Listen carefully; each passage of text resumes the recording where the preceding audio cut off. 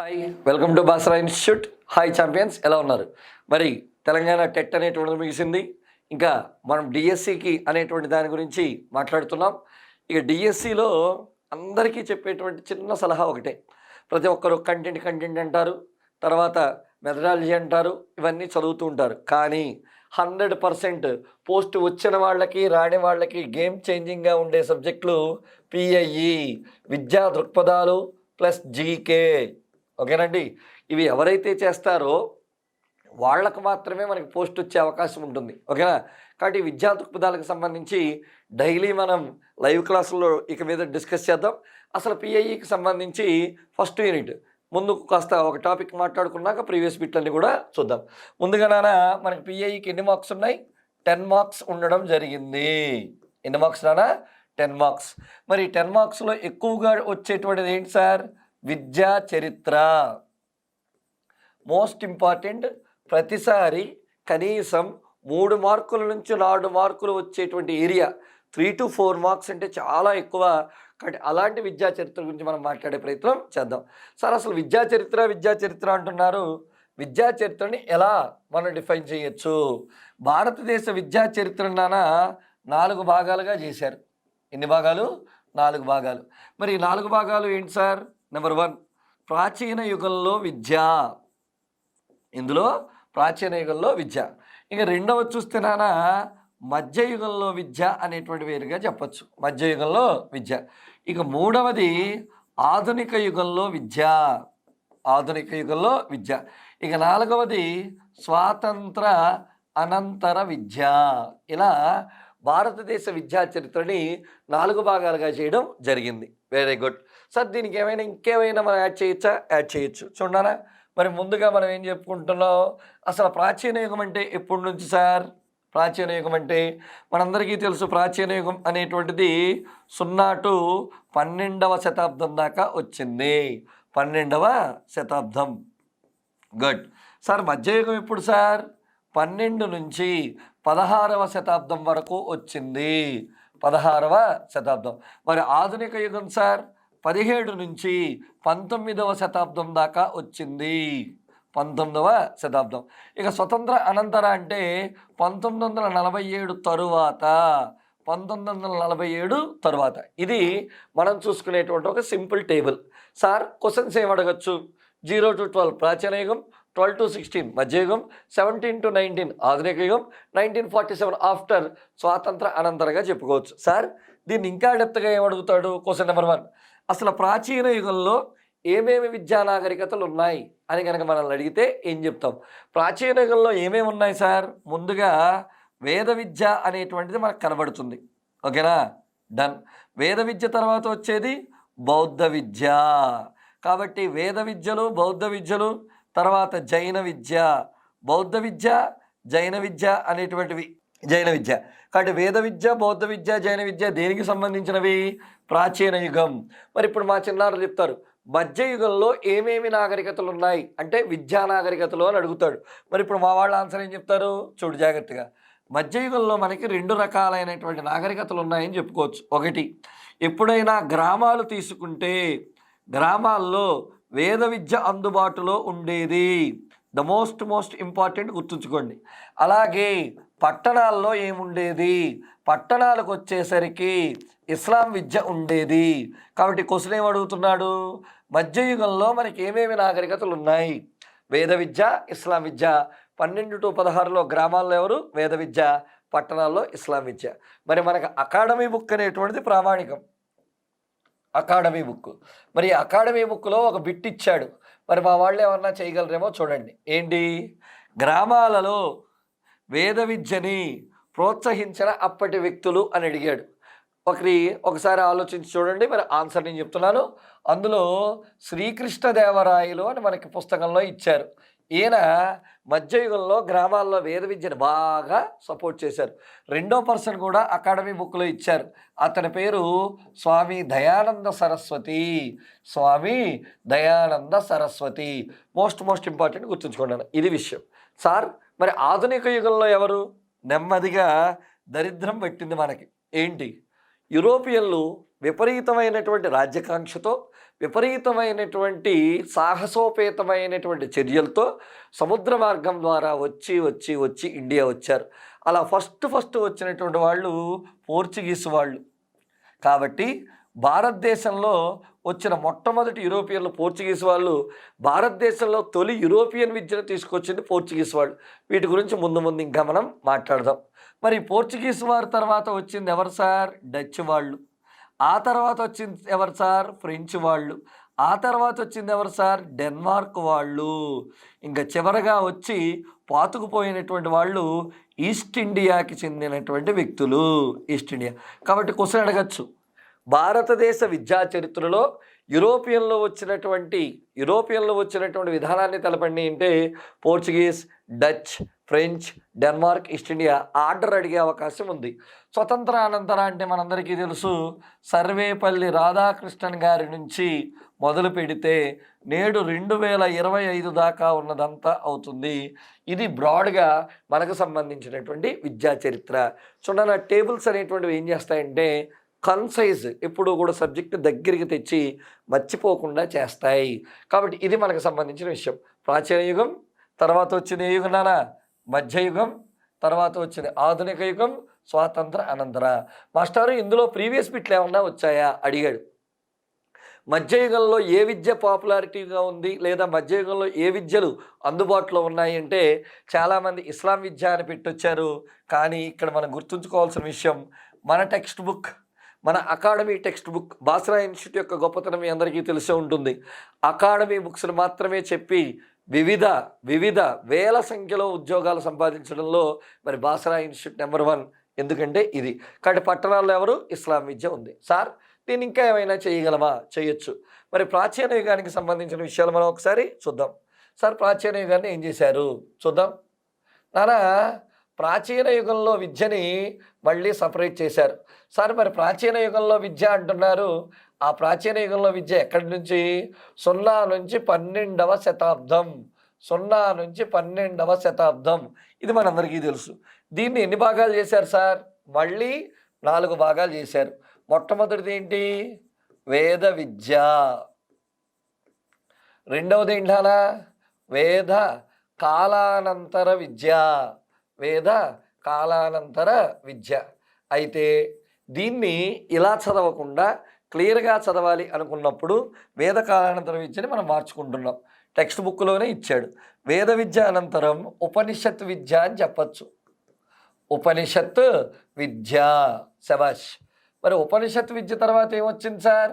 ధర్మశాస్త్ర విద్య. మరి మా అందరికీ ధర్మశాస్త్ర విద్య అంటే తెలియదు సార్, నేను చెప్తాగా. చివరగా వచ్చిందే విద్య? పురాణ విద్య. కాబట్టి భారతదేశ విద్యా చరిత్రని, ప్రాచీన యుగంలో విద్యని 4 భాగాలు చేశారు. ఏంటి? వేద విద్య, ఉపనిషత్ విద్య, ధర్మశాస్త్ర విద్య, పురాణ విద్య. క్వశ్చన్ నెంబర్ 1, అసలు వేద విద్య దేని ఆధారంగా జరిగింది? వేదాలు. ఇవి నచ్చలేదు. ఉపనిషత్ విద్య వచ్చింది. దేని ఆధారంగా? ఉపనిషత్తులు. ఇవి నచ్చలేదు. ధర్మశాస్త్ర విద్య, ధర్మశాస్త్రాలు. ఇది నచ్చలేదు. పురాణ విద్య, పురాణాలు. ఇలా మనం చూసుకోవచ్చు. మాస్టారు బాగానే ఉంది, కానీ దీన్ని మనం చదవాలంటే ఎలా చదవచ్చు? ఎలా క్వశ్చన్స్ అడుగుతాడు? కాబట్టి వేద విద్య నుంచి పురాణ విద్య వరకు ఆర్డర్ రాయమనొచ్చు. లేదా ప్రాచీన యుగంలో విద్యల్ని వరుస క్రమంలో రాయండి. వేద విద్య, అనంతరం ఉపనిషత్ విద్య, అనంతరం ధర్మశాస్త్ర విద్య, అనంతరం పురాణ విద్య. అర్థం కాలేదు సార్. ఫస్ట్ వేదాల ఆధారంగా చదివారు, నచ్చలేదు. వెంటనే ఉపనిషత్తులనే కొత్త వాటిని సృష్టించుకున్నారు. అవి కొన్ని రోజులు నచ్చలేదు. ధర్మశాస్త్రాలు సృష్టించుకున్నారు, అవి నచ్చలేదు.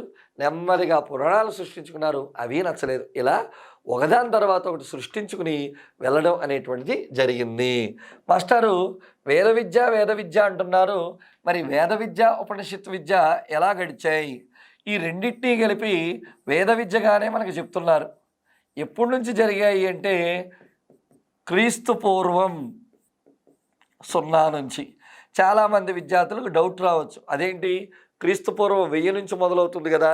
అయితే మనకి ఎన్ని సంవత్సరాలు జరిగిందో చెప్పడానికి మాత్రమే నేను చేశాను.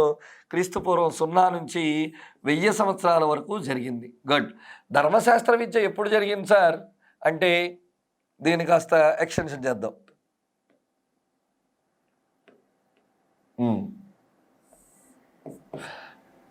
క్రీస్తు పూర్వం 1000 సంవత్సరాల నుంచి క్రీస్తు శకం 500 సంవత్సరాల దాకా జరిగింది. కాబట్టి దీన్నే మనం ధర్మశాస్త్ర విద్య అన్నాం. ఇక నెక్స్ట్ వచ్చింది పురాణ విద్య. క్రీస్తు శకం 500 నుండి చూడండి, ఇక్కడ 0 to 12వ శతాబ్దం అన్నాను కదా, అంటే ఇక్కడ కూడా ఎంత క్రీస్తు శకం 1200 దాకా జరిగింది. ఇదినా నాన్న మనకు సంబంధించిన విషయం. కాకపోతే వేద విద్యని ఉపనిషత్ విద్యని ఏ విద్య అన్నారు? వేద విద్య. అయితే ధర్మశాస్త్ర విద్యని పురాణ విద్యని కలిపి వేద కాలానంతర విద్య, వేద కాలానంతర విద్యగా చెప్పారు. సార్ ఇందులో బిట్స్ ఏమైనా రావచ్చా? రావచ్చు. వరుస క్రమంలో రాయండి. వేద విద్య, ఉపనిషత్ విద్య, ధర్మశాస్త్ర విద్య, పురాణ విద్య. ఇందులో వేద విద్యని ఉపనిషత్తు విద్యని కలిపి ఏమంటారు? వేద విద్య అంటారు. ధర్మశాస్త్ర విద్యని పురాణ విద్యని కలిపి ఏమంటారు? వేద కాలానంతర విద్య. ఇంకా కేవలం క్రీస్తు పూర్వం మాత్రమే జరిగినటువంటి విద్యగా దేని చెప్పచ్చు? వేద విద్య. క్రీస్తు పూర్వానికి క్రీస్తు శకానికి మధ్యన జరిగింది ఎవరు? ధర్మశాస్త్ర విద్య. క్రీస్తు శకంలో పూర్తిగా జరిగింది ఎవరు? పురాణ విద్య. ఈ రకంగా మాట్లాడుకోవచ్చు. ముందుగా మనం ఏం చూడాలి? ఇప్పుడు వేద విద్య గురించి మాట్లాడాలి. Cut now we're going to వేద విద్య. ఇది వర్గీకరణకు సంబంధించిన విషయాలు. ఓకేనా? గుడ్. ముందుగా మనం మాట్లాడుతుంది ఏ విద్య? వేద విద్య. ఎప్పుడూ కూడా ఏదైనా విద్య వస్తే దానికి సంబంధించి ఫస్ట్ మనం మాట్లాడాల్సింది ఏంటంటే ఆధారం. అసలు వేద విద్య అనేటువంటిది ఉంది అని ఎవరు చెప్పారు? ఋగ్వేదం. కాబట్టి క్వశ్చన్ అడగచ్చు, వేద విద్యకు సంబంధించిన ఆధారాలు లభించిన పుస్తకం ఋగ్వేదం. సేమ్ ఇలాంటి బిట్టే రివర్స్ అడుగుతున్నాను. ఏంటి మరి బౌద్ధంలో ఆధారాలు ఎందులో లభించాయి అనొచ్చు. బౌద్ధంలో హ్యుయాన్ సాంగ్ అనేటువంటి వ్యక్తి ఉన్నాడు. అతను రాసిన గ్రంథాల్లో ఉంది. అలాగే ఇతని సమకాలికుడైన ఇత్సింగ్ అనే వ్యక్తి కూడా కొన్ని పుస్తకాలు రాశాడు. అందులో కూడా వీళ్ళ గురించి ఈ బౌద్ధ విద్య గురించి ఉంది. కాబట్టి బౌద్ధ విద్య ఆధారాలు లభించిన పుస్తకం హ్యుయాన్ సాంగ్ మరియు ఇత్సింగ్ అనేటువంటి విషయాలు చెప్పుకోవచ్చు. గుడ్. మరి ఇస్లాం ఆధారాలు ఉన్న పుస్తకము అంటే ఇస్లాం అనేటువంటి దానికి సంబంధించి ఆధారాలు ఖురాన్లో ఉండడం జరిగాయి. ఇందులో ఖురాన్. సరే సార్, తర్వాత ఏం అడగచ్చు? తర్వాత మనకు అడిగేది మరో పేర్లు. అసలు వేద విద్యని మరో పేర్లతో ఏమైనా పిలుస్తారా? పిలుస్తారు. దీన్నే బ్రాహ్మణ విద్య అనే పేరుతో చెప్పచ్చు. ఎందుకు? ఈ విద్యను చెప్పడంలో కానీ, ఈ విద్యను ముందుకు తీసుకెళ్లడంలో కానీ, ఈ విద్య నాశనంలో కానీ, అంటే ఇక్కడ ఇప్పుడు ప్రస్తుతం మరి నేను బ్రాహ్మణులు అనట్లేదండి, అప్పుడున్నటువంటి బ్రాహ్మణుల గురించి చెప్తున్నాను. వ్యవస్థని నాశనం చేశారు. ఎందుకు? కొంతమందిని దూరం పెట్టడం వల్ల, కొంతమందిని దగ్గర పెట్టడం వల్ల. డీటెయిల్డ్గా మాట్లాడదాం. బ్రాహ్మణుల ఆధిపత్యం ఉంది కాబట్టి బ్రాహ్మణ విద్య అని, అలాగే హిందూ సనాతన విద్య. ఎందుకు? హిందూ ధర్మానికి సంబంధించింది కాబట్టి హిందూ సనాతన విద్య అని పేరుతో పిలుస్తున్నారు. కాబట్టి దీనికి మరో పేర్లు ఈ రకంగా వచ్చాయి. సార్ అసలు వేద విద్యకి ఏంటి ఆధారం? వేద విద్యకి సంబంధించినటువంటి పుస్తకాలు ఏంటి? వేద విద్య ఏ పుస్తకాల ఆధారంగా జరిగింది అని అంటున్నాడు. మరి వేద విద్య ఏ పుస్తకాల ఆధారంగా జరిగింది? వేదాల ఆధారంగా జరిగింది. అంటే ఏంటి? జ్ఞానం. వేదం అంటే అర్థం ఏంటనా? జ్ఞానం. ఇంకా ఉపనిషత్తులు రాలేదు. మై డియర్స్ బాగా గుర్తుపెట్టుకోండి, ఉపనిషత్తులు రాలేదు. కాబట్టి వేద విద్యలో వేదాలు ఉపనిషత్తులు రెండు అని చెప్పాం కాబట్టి ఇక్కడ చెప్తున్నాను. మరి వేదాలతో పాటు ఇంకా ఏంటి? ఉపనిషత్తులను కూడా బోధించారు. కాబట్టి వేదాలు ఉపనిషత్తుల ఆధారంగా వచ్చినటువంటిదే వేద విద్య. ఇక్కడే మా వాళ్ళు గుర్తుంచుకోవాలి. ఉపనిషత్తు అనేటువంటి దానికి సంబంధించి కొన్ని విషయాలు చెప్తున్నాడు. ఉప అంటే దగ్గరగా, నీ క్రింద, షత్ కూర్చోవడం, దగ్గరగా క్రింద కూర్చోవడం అని చెప్తున్నాడు. కాబట్టి ఇక్కడ ఏంటి పుస్తకాలు, దీనికి సంబంధించిన విషయం కాస్త క్లారిటీగా వినే ప్రయత్నం చేయండి. గురువు గారు వేదాలు చెప్పారు, నేర్చుకున్నాడు. నేను గురువు గారిని నేను చెప్పాను, మీకేదో నేర్చుకున్నారు. కానీ మీకు అందులో ఒకటి నచ్చల. ఏం నచ్చలా? సనాతన హిందూ ధర్మం ఏం చెప్పింది అంటే ఆడపిల్లలకి త్వరగా పెళ్లి చేయాలి అని చెప్పాను. నువ్వు ఒక అమ్మాయివి. త్వరగా పెళ్లి చేయడం అనేది నచ్చలా. నువ్వేమనుకున్నావు? త్వరగా పెళ్లి చేసుకోకూడదు అని రాసావు. నేను చెప్పిన దాన్ని మార్చి రాశావు. దాని పేరే ఉపనిషత్.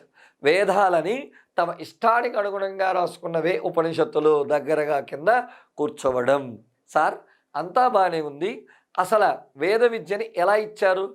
ఏ క్రైటీరియా ప్రకారం ఇచ్చారు అంటే, మరి వేద విద్య అనేటువంటి దాన్ని వర్ణ వ్యవస్థ ఆధారంగా ఇచ్చారు. కాబట్టి వేద విద్యను ఇవ్వడానికి ప్రధాన కారణం అంటే మనం ఏం చెప్పుకోవచ్చు? వర్ణ వ్యవస్థ. వర్ణ వ్యవస్థ అంటే రంగు అనుకునేరు, చేసే వృత్తి బట్టి ఇచ్చేవారు. సార్ ఈ వర్ణ వ్యవస్థ గురించి ఏమైనా చెప్పండి సార్. చెప్తున్నారు చూడనా. మనకి వర్ణ వ్యవస్థ అనేటువంటి దాన్ని ఎవరు తీసుకొచ్చారు అని అడిగితే ఫస్ట్ ఋగ్వేదం అనేటువంటిది తీసుకొచ్చింది. అంటే అర్థం ఏంటి సార్? సమాజాన్ని వర్ణాల ఆధారంగా 4గా విభజించింది. దీన్నే చాతుర్వర్ణ వ్యవస్థగా చెప్తారు. చాతుర్వర్ణ వ్యవస్థ. కాబట్టి క్వశ్చన్ నెంబర్ 1, వర్ణ వ్యవస్థను తీసుకొచ్చింది ఋగ్వేదం. మరి ఋగ్వేదం సమాజాన్ని ఎన్ని భాగాలు చేసింది? 4. చాతుర్వర్ణ వ్యవస్థ. మాస్టారు చాతుర్వర్ణ వ్యవస్థలో ఎవరెవరు ఉంటారు సార్? చూద్దాం. చాతుర్వర్ణ వ్యవస్థలో 4 ఉన్నారన్నారు కదా. ఎవరెవరు సార్? చూడు. ముందు బ్రాహ్మణులు, వీళ్ళకే మరొక పేరుంది ద్విజులు. ఎవరైతే యజ్ఞోపవేతాన్ని ధరిస్తారో వారిని ద్విజులుగా చెప్తారు. ఇంకొక పురాణం ప్రకారం ఎవరైతే రెండవ జన్మను పొందుతారో, పునర్జన్మను పొందుతారో వారినే ద్విజులు అని అన్నారు. మరి చాతుర్వర్ణ వ్యవస్థలో మొట్టమొదటి వారు. తర్వాత బ్రాహ్మణుల తర్వాత వచ్చేది క్షత్రియులు. దాని తర్వాత వచ్చేటువంటిది వైశ్యులు. మరి దాని తర్వాత వచ్చేటువంటిది శూద్రులు. కాబట్టి ఇప్పుడు చాతుర్వర్ణ వ్యవస్థలోని 4 వర్ణాలని వరుస క్రమంలో రాయండి అన్నాడు. బ్రాహ్మణ, క్షత్రియ, వైశ్య, శూద్రులు. సార్ అసలు వర్ణము అంటే ఏంటి? రంగు అనుకుంటే బ్రాహ్మణులు తెల్లగుంటారు, క్షత్రియులు చామన ఛాయలో ఉంటారు, వైశ్యులు నల్లగా ఉంటారు, శూద్రులు కర్రీగా ఉంటారు. దెప్ప పగిలిపోద్ది అలా అనుకుంటే. ఎందుకు? వర్ణము అంటే వృత్తి. బ్రాహ్మణులు వేదాలు వాటిని బోధించడం, క్షత్రియులు రాజ్యపాలన, వైశ్యులు వ్యవసాయం వ్యాపారం, శూద్రులు శ్రమ చేస్తారు. అలా తీసుకొచ్చారు. మరి ఇది చాతుర్వర్ణ వ్యవస్థకు సంబంధించిన విషయం. మాస్టారు అసలు వీళ్ళు ఎప్పుడెప్పుడు ఏమేమి చేస్తారు అనేటువంటిది మనం చూడాలి. కాబట్టి ఇది విషయం. ముందుగా చూద్దాం. అసలు బ్రాహ్మణులు ఏం చేస్తారు? బ్రాహ్మణులకి ఉపనయన వయస్సు అనేటువంటిది ఉంటుంది. ఏముంటుంది? ఉపనయనం. ముందుగా ఉపనయనం అంటే ఏంటో చెప్పాలి. నేను ఇందాకే చెప్పాను మీకు. ఏమని? చూడు. ఉప అంటే అర్థం ఏంటని చెప్పాను? దగ్గరగా. చూడు, ఉప అంటే ఏమని చెప్తున్నాను? దగ్గరగా. నయనం అంటే కన్ను. కన్నుకు దగ్గరగా తీసుకొచ్చే ఉత్సవాన్ని ఉపనయనం అంటారు. అర్థం కాలేదు సార్. బుర్రగొక్కోకూడదు. గురువు గారి కన్ను వద్దకు తీసుకెళ్లే ఉత్సవం, విద్యకు వెళ్లే ముందు ప్రారంభోత్సవాన్ని ఉపనయనం అంటారు. అంటే ఎవరు విద్య దగ్గరికి వెళ్ళాలన్నా ఉపనయనం చెయ్యాలి. బ్రాహ్మణులు 8 సంవత్సరాలకు చేసుకునేవారు, క్షత్రియులు 10 సంవత్సరాలకు చేసుకునేవారు, వైశ్యులు 12 సంవత్సరాలకు చేసుకునేవారు, శూద్రులకు లేదు. కాబట్టి క్వశ్చన్ నెంబర్ 1, బ్రాహ్మణుల ఉపనయన వయస్సు 8, 10, 12 ఇది. దీనిని సరిసంఖ్యమానం అంటాం. ఇక్కడ ఇంకో విషయం, చరిత్ర అనేటువంటిది భిన్నాభిప్రాయాలు కలిగింది. ఒక చారిత్రాత్మక విద్యావేత్త ఏమన్నాడంటే బేసి సంఖ్య 7, 9, 11 అన్నాడు. ఒక ఆయన సరే మన బుక్లో ఇది ఇచ్చాడు కాబట్టి దీన్ని మనం ఫాలో అయిపోతే సరిపోతుంది. ఓకేనా? బ్రాహ్మణుల ఇంటికి 8కి. సార్ వెళ్ళారు కదా, ఎక్కడికి వెళ్తారు? గురుకులానికి. కాబట్టి ఇక్కడ మనం రాసుకోవాల్సిన ఇంకో విషయం ఏంటి? గురుకుల ప్రవేశం ఉందా లేదా. ఉపనయనం చేయించుకుని ఎక్కడికి వెళ్తారు? గురుకులానికి వెళ్తారు. అంతే కదా. చూడు, బ్రాహ్మణులకి గురుకుల ప్రవేశం ఉంది, క్షత్రియులకి గురుకుల ప్రవేశం ఉంది, వైశ్యులకు గురుకుల ప్రవేశం లేదు, శూద్రులకు లేదు. కొట్టాడు దెబ్బ. బ్రాహ్మణ క్షత్రియులకు మాత్రమే గురుకుల ప్రవేశం ఉంది. మాస్టారు పిచ్చి కాకపోతే ఉపనయనం చెయ్యనేలా, గురుకులానికి రావద్దనేలా చెప్పండి మాస్టారు. కంగారు పడకు. వైశ్యులు అనేటువంటి వారు వ్యాపారం చేస్తారు. ఫర్ ఎగ్జాంపుల్ మా నాన్నగారు వైశ్యుడు అనుకోండి, ఒక వ్యాపారం చేస్తున్నారు, బియ్యం వ్యాపారం చేస్తున్నారు. నరేష్ గారికి 12 సంవత్సరాలు వచ్చాయి. ఒరే నాయనా, నాకు వయస్సు మీద పడుతుంది, నా బాధ్యతలు నీకు అప్పగించే వయస్సు వచ్చింది అని చెప్పి ఉపనయనం చేసి నన్ను తీసుకువెళ్ళి కొట్లో కూర్చోబెట్టి ఆయన విద్యలన్నీ నేర్పుతారు. అంటే నాకు విద్యావిద్యలు ఎవరు నేర్పారు? మా అమ్మగారు, మా నాన్నగారు నేర్పారు, తల్లిదండ్రులు నేర్పుతారు. సేమ్ శూద్రులకు కూడా తల్లి తండ్రి తమ యొక్క విద్యలు నేర్పుతారు. కానీ గురుకులానికి వెళ్ళారు. Bits on most important. గురుకుల ప్రవేశం కలిగిన వారు, గురుకులానికి వెళ్ళి చదువుకునేవారు బ్రాహ్మణులు, క్షత్రియులు. గురుకుల ప్రవేశం లేనివారు వైశ్యులు, శూద్రులు. గురువు దగ్గర విద్యను నేర్చుకునేవారు బ్రాహ్మణులు, క్షత్రియులు. తల్లిదండ్రుల విద్య నుంచి విద్యను నేర్చుకునేవారు వైశ్యులు, శూద్రులు. ఇది చాతుర్వర్ణ వ్యవస్థలోనే ఒక సెక్షన్. ఇంకా ఇలాంటి వీడియోలు మరిన్ని మీ ముందుకు వస్తూ ఉంటాయి. రేపు ఈ టాపిక్ కంటిన్యూషన్ మళ్ళీ మీకు ముందుకు తీసుకొస్తూ ఉంటాము. మళ్ళీ చెప్తున్నాను, 100% ఈసారి ఉద్యోగ సాధనలో బాసరా ఇన్స్టిట్యూట్ మీ తోడుంటుంది. డిఎస్సికి ఎలా ప్రిపేర్ అవ్వాలి అనేటువంటి విషయంలో నిష్ణాతులైనటువంటి అధ్యాపకులతో మీకు బోధించడం జరుగుతుంది. దీనికి సాక్ష్యం మా దగ్గర ఉన్నటువంటి గతంలో వచ్చిన రిజల్ట్స్. ఓకేనా? మళ్ళీ రేపు ఇంకో టాపిక్తో, అంటే ఈ టాపిక్ కంటిన్యూషన్తో కలుద్దాం. మీ అమ్మా నరేష్.